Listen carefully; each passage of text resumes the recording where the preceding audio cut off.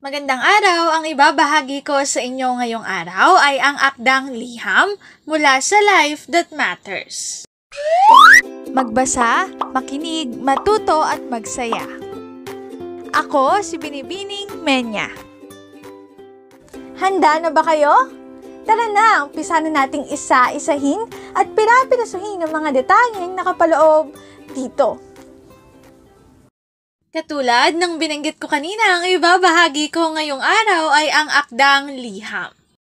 Ako si Jerry, pamilyadong tao at 40 taong gulang. Lisel ang pangalan ng aking asawa at mayroon kaming anak na lalaki na nagngangalang Ken. Isang gabi, nang umuwi ako sa bahay ay nakita ko ang aking asawa na naghahanda ng hapunan. Nilapitan ko siya at hinawakan ng kanyang kamay, sabay sabi ng, "Gusto ko nang makipaghiwalay." "Bakit?" Tugon ni Lisel na tila nagulat sa aking sinabi. Ayoko na sanang idetalye pa ang dahilan pero nakita kong nagagalit na siya. "Hindi na ako masaya sa relasyon natin. Naawa na lang ako sa'yo pero hindi na kita mahal. May iba na akong gusto at siya ang mahal ko." Paliwanag ko. Alam kong nasaktan siya sa mga sinabi ko at napahagulgol siya sa sama ng loob sa akin. Ngunit hindi ko na iyon pinansin dahil baka magbago pa ang isip ko. Kinabukasan, pag-uwi ko galing sa trabaho, may iniabot siyang liham sa akin at nakalagay doon ang kanyang kondisyon bago ko siya hiwalayan. Wala raw siyang balak humingi ng kahit anong bagay mula sa akin pero mayroon lang siyang isang hiling. Buhatin ko raw siya palabas ng kwarto tuwing umaga na parang bagong kasal sa loob ng 1 buwan. Sa susunod na buwan daw kasi ay may pagsusulit ang aming anak na lalaki sa paaralan. Ayaw niyang mawala sa focus ang aming anak kapag nalaman nitong maghihiwalay na kami. Para matapos na ang usapang iyon ay pumayag na rin ako sa kakaibang hiling niya. Sa unang araw, wala akong emosyon na naramdaman nang buhatin ko siya dahil hindi na asawa ang turing ko sa kanya. Pero nakita kami ng aming anak at masaya niyang sinabi, "Uy, si Daddy, binubuhat si Mommy." Nang marinig ko iyon ay parang may kirot akong naramdaman sa aking puso. Ngunit ipinaalala sa akin ng asawa ko na huwag ko daw babanggitin sa anak namin ng tungkol sa hiwalayan. Sa pangalawang araw ng pagbuhat ko sa kanya, inihilig na Lisel ang kanyang ulo sa dibdib ko.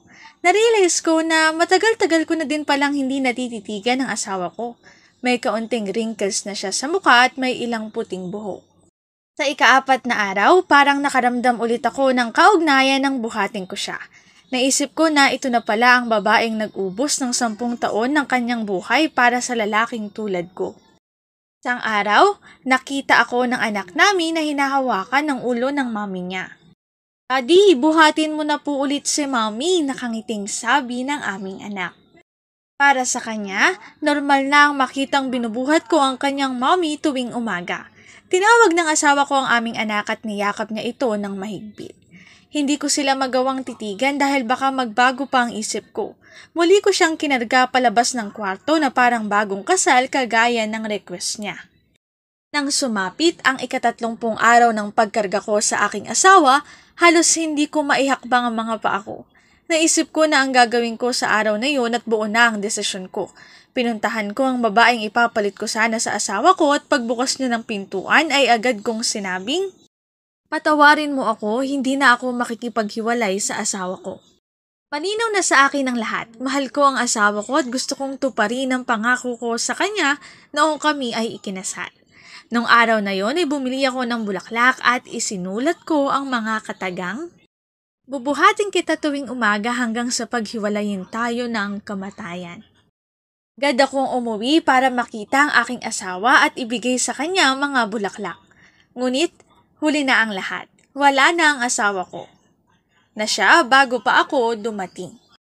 Nakita ko ang isang liham na iniwan ni Lisel at nakasaad doon na ilang buwan na pala niyang nilalabanan ng isang malubhang sakit.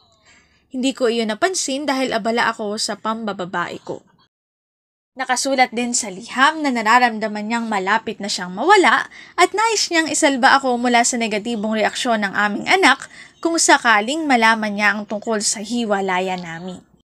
Nais ni Lucel na maalala ng aming anak na mayroon siyang mapagmahal na daddy na laging bumubuhat sa kanyang mommy hanggang sa huling sandali ng kanyang buhay. Narito ang aral sa akdang aking ibinahagi. Una, mahalin ang asawa, tuparin ang pangako sa isa't isa. Ikalawa, ang pambababae ay sumisira sa relasyon ng mag-asawa. Narito ang aking sanggunian ng mga impormasyong nakatala sa bawat slides. Kung interesado kayo na magbasa pa, maaari niyong bisitahin ang website na ito. Liham mula sa Life That Matters. Dito na nagtatapos ang aking pagbabahagi. Sana ay marami kayong natutuhan. Muli, magbasa, makinig, matuto at magsaya. Ako si Binibining Menya. Paalam!